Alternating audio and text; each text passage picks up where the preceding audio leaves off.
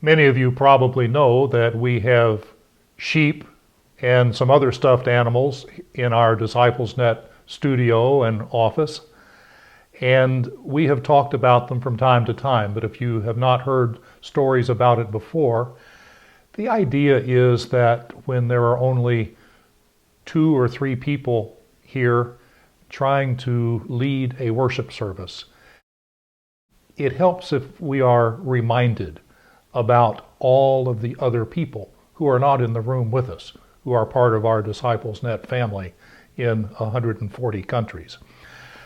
And so we use the sheep to remind us about the people who are part of our DisciplesNet family. Well, we also have today a stuffed bear, and I want to tell you the story about this bear whose name is Gladly. He is Gladly the cross-eyed bear, and if you will notice, you can see that his eyes have crosses on them. And so we named him after the verse of an old hymn, and we call him Gladly the cross-eyed bear. One day I was leaving our DisciplesNet office and driving towards the part of town where I was going to have lunch in a restaurant.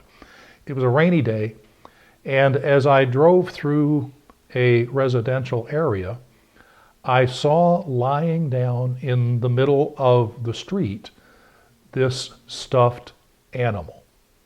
And I think he'd even been run over at least once. He was dark, dingy, gray, and I drove past, and something just wouldn't let me leave it alone. Something just plain didn't feel right. I decided I needed to turn around and go pick up that animal. And so I picked up this stuffed bear, and he was just a mess.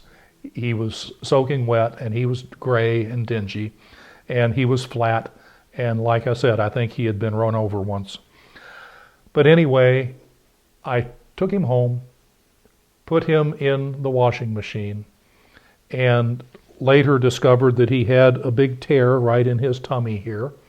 And so that convinced me that since there was a hole there already, maybe we needed to get some fresh stuffing and put in him.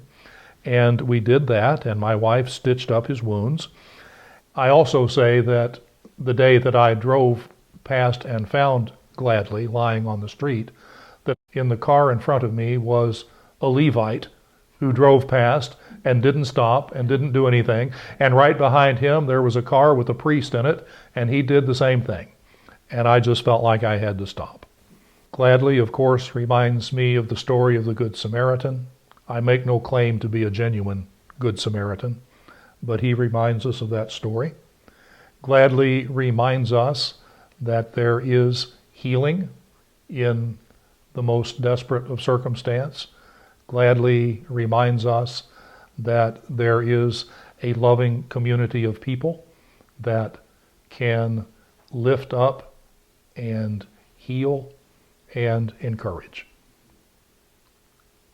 Hope you like Gladly's story today.